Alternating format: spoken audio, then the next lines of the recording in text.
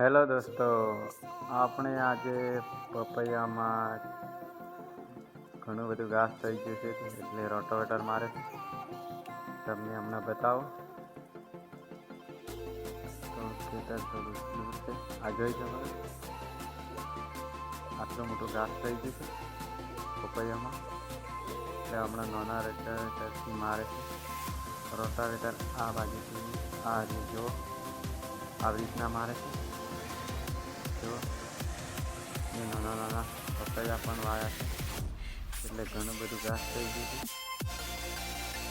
જો રોટાવેટર મારવાથી જમીન પણ પોચી થાય છે અને ઘાસ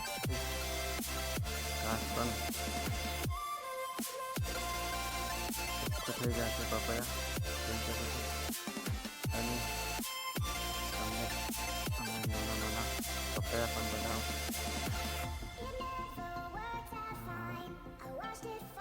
તમને આ જો આવી રીતના પપૈયા છે, બધે ઘાસ ઉગી ગયું છે એટલે આવી રીતના રોટાવેટર મારી આ બાજુ મજૂર પણ લાગ્યા છે.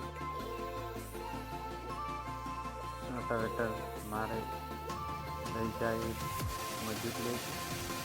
આ જોઈજો મસ્ત સાફ થઈ જાય છે. તમે પણ આવી રીતે પપૈયાને સાફ કરી શકો અને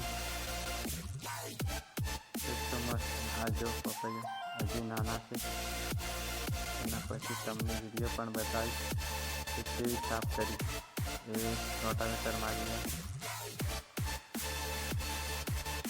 આ મજૂર કામ કરીએ. કેટલું મોટું ઘાસ થઈ ગયું છે.